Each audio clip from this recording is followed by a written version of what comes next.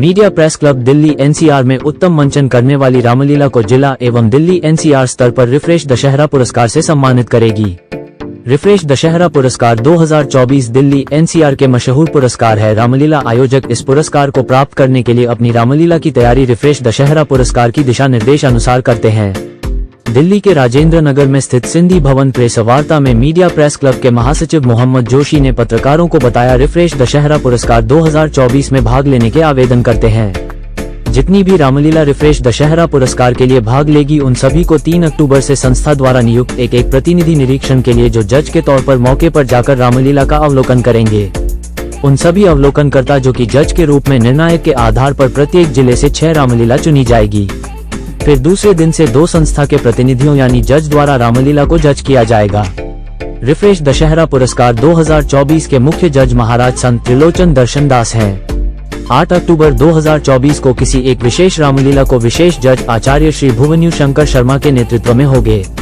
आचार्य श्री भुवन्यू शंकर शर्मा विशेष जज रिफ्रेश दशहरा पुरस्कार ने कहा, मैं एक विशेष रामलीला को अपने साथ 2 जज और पत्रकारों सहित रिफ्रेश दशहरा पुरस्कार 2024 को अपना सहयोग देने वाले 30 से अधिक परिवारों को लेकर रामलीला का जज करूंगा। मैं अपने साथी जजों के निर्णय के आधार पर रामलीला को जिला स्तर पर प्रथम और द्वितीय रिफ्रेश दशहरा पुरस्कार 2024 से सम्मानित किया जाएगा। कृष पटेल, प्रमुख प्रायोजक और निदेशक प्राइम कंफर्ट प्राइवेट लिमिटेड ने कहा, हम रिफ्रेश दशहरा पुरस्कार संस्था से 2013 से जुड़े हुए हैं। रामलीला भावी पीढ़ी को संस्कार देने का एक उत्तम साधन है। रामलीला आयोजकों को अगले वर्ष और बेहतर करने के लिए सम्मान करने की जरूरत है। इसी जरूरत को रिफ्रेश दशहरा पुरस्कार 2024 पूरा करता है।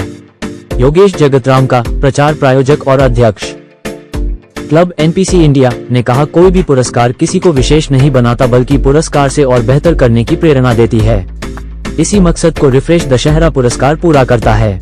प्रेस वार्ता संबोधन के दौरान शिखा मिश्रा, प्रायोजक रिफ्रेश महामुकाबला दशहरा पुरस्कार 2024 और प्रबंध निदेशक डेकोरा, रिफ्रेश महामुकाबला दशहरा पुरस्कार 2024 दिल्ली एनसीआर की रामलीला को उत्तम 10 स्थान पर होने वाली रामलीला को देगी। इस बार रामलीला में रावण के बेहतर संवाद के आधार पर 7 जजों के निर्णय के आधार पर दिया जाएगा। सिंधु समाज दिल्ली के अध्यक्ष जगदीश नागरानी ने कहा, हम सबका कर्तव्य है अपनी आने वाली पीढ़ी को धर्म, भाषा, संस्कृति इत्यादि के बारे में जानकारी उपलब्ध कराकर अपने धर्म के प्रति संस्कारित बनाए। इस चीज के लिए रामलीला जैसी धार्मिक कार्यक्रम का आयोजन सुंदर हो। इसमें रामलीला आयोजकों को बेहतर रामलीला मंचन करने पर सम्मानित किया जाए तो अगले वर्ष और बेहतर करने का प्रयास करेंगे। Sindhi council of India Delhi NCR के महामंत्री नरेश कुमार बेलानी ने कहा, भावी पीढ़ी को अपनी संस्कृति देने का रामलीला से बड़ा कोई आयोजन नहीं हो सकता, क्योंकि रामलीला एक ऐसा धार्मिक आयोजन है जिसमें सिर्फ हिंदू ही नहीं समस्त धर्म के लोग अपने भावी पीढ़ी को संस्कृति देने के लिए अपने बच्चों को रामलीला दिखाने के लिए ले जाते हैं। मैं चाहता हूं अन्य धार्मिक आयोजन भी रामलीला जैसा बने। प्रीतिमा खंडेलवाल, रामलीला जज समिति और अध्यक्षा बाल उत्सव रामलीला समिति ने कहा, वह खुद भव्य वाल रामलीला का द्वारका में आयोजन करती हूं। देश में पहली बार सिंधी भाषा में रामलीला का आयोजन कर रही हूं। मुझे आयोजक के रूप में पता है, जब हमें कोई हमारी रामलीला या कोई भी कार्यक्रम के आयोजन के बाद उस कार्यक्रम की सराहना करता है तो अगली बार और बेहतर कार्यक्रम करने का मौका मिलता है। फिर हमें उस कार्यक्रम को करने की उत्साह वैसा ही रहता है जैसा शुरू में रहता। इसीलिए रिफ्रेश दशहरा पुरस्कार 2024 हमारे जैसा रामलीला आयोजकों को उत्साह बूटी का काम करती है। आइए देखते हैं प्रेस वार्ता में रिफ्रेश दशहरा पुरस्कार के सदस्य एवं पदाधिकारियों ने क्या कहा। देखिए हमारे वरिष्ठ संवाददाता राजेश खन्ना की इस रिपोर्ट में। दिल्ली एनसीआर की रामलीला को रिफ्रेश दशहरा पुरस्कार द्वारा 24 से सम्मानित कर दिया है। इस बार भी 3 तारीख से लेकर 13 तारीख तक हम लोग रामलीला ग्राउंड में पहले रामलीला को मुझे इतना काबिल समझा कि मैं जज कर सकूं। मैं नहीं हूँ इतना काबिल।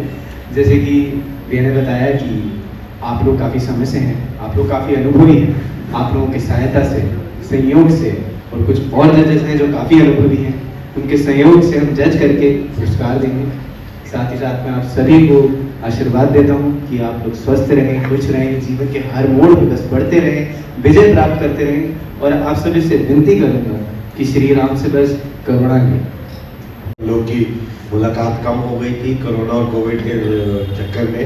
रामलीला भी बीच में 1-2 साल ब्रेक लगी, बट मेरे को बहुत खुशी है इस साल 2024 में हम लोग रामलीला को पुरस्कार को साथ आगे बढ़ाएंगे। और आई थिंक ये बहुत ज़रूरी है हमारी आने वाली पीढ़ी के लिए, ये संस्कार और ये ज्ञान लेने के लिए।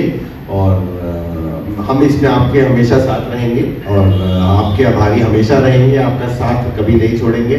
और इस साल भी और आज हर साल बेहतर जो आयोजक जो लोग हैं जो पार्टिसिपेट करते हैं उनको और बेहतर करने की और ज़्यादा अच्छा करने की काबिलियत उनमें देखना चाहते हैं और देखना चाहते हैं कि वो हर साल और ज़्यादा मेहनत करें। वो दिन ब दिन धर्म, भाषा, संस्कृति से हटती जा रही है। ये हमारी ड्यूटी बनती है कि उनको कुछ सिखाया जाए और रामलीला जैसा प्रोग्राम है उससे बड़ा ज्ञान कहीं भी नहीं मिल सकता। उनको हर चीज़ की ज्ञान मिल सकता है। बाकी मैं और क्या कह सकता हूँ, इसके बाकी सबको धन्यवाद। और कहना चाहती हूँ कि ये जो रामलीला का आयोजन है उसे हर स्तर पर होना चाहिए, गली मोहल्ले, बड़े जगहों पे, छोटी जगहों पर, हर जगह होना चाहिए, ताकि जो आने वाली पीढ़ियाँ हैं वो लोग नहीं जान रहे कि रामलीला क्या है। उन्होंने जो अभी कोरोना में दिखाई गई रामलीला, रामायण दिखाई गई, थोड़ा बहुत बच्चे उससे जान पाए या कुछ भी है। तो being a adult, being a सामाजिक नागरिक, हमारी ये जिम्मेदारी है कि अपने बच्चों को रामलीला का मंचन दिखाएं या उनसे करवाया जाए। अभी जो इस बार रिफ्रेश दशहरा पुरस्कार है, इसमें 10 जगह की अच्छी रामलीलाओं को देख करके उसमें से निर्णय लिया जाएगा बेस्ट रावण संवाद का।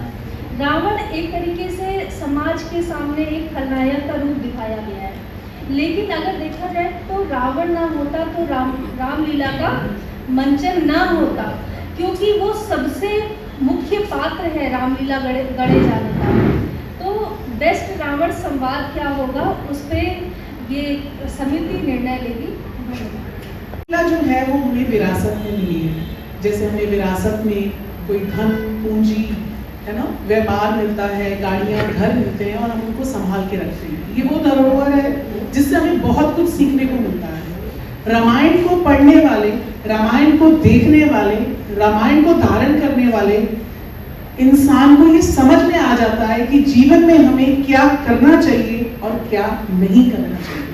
तो अपने बच्चों को जरूर इसको दिखाएं। हमारी बचपन की यादें, जो मेरे एज ग्रुप के लोग जितने भी यहाँ पे, हम लोग तकरीबन सभी उस दौर से गुजरे हैं, तो हमें पता है कि इसका क्या महत्व है। बचपन में जब मेला देखने अपने पेरेंट्स के साथ हम उंगली पकड़ के जाते थे और रामलीला बैठ के देखते थे, तो रात को उठने का मन नहीं करता था, ऐसा लगता था कि पूरी रामलीला देखकर हम वहां से उठें।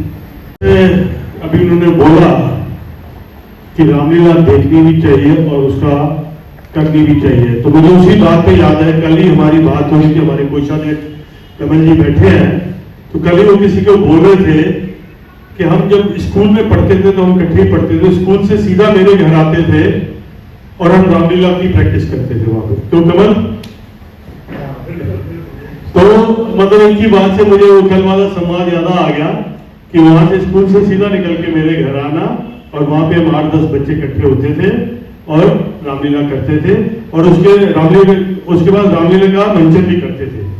कोई 5 पैसे की कुछ की टिकट लगाते थे, फिर उसके बाद दशहरा भी करते थे और रावण भी जलाते थे पीछे ग्राउंड में।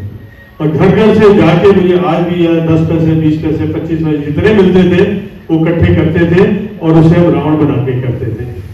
तो कहने का मतलब ये है कि ये हमारी धरोहर है, संस्कृति है कि जिसको हमें आने वाली जनरेशन को और अच्छे तरीके से देके जाना है, समझा के जाना है। और मैं तो कहूंगा ये एक ऐसा मंचन है कि जिससे सारे धर्म के लोग इकट्ठे होते हैं।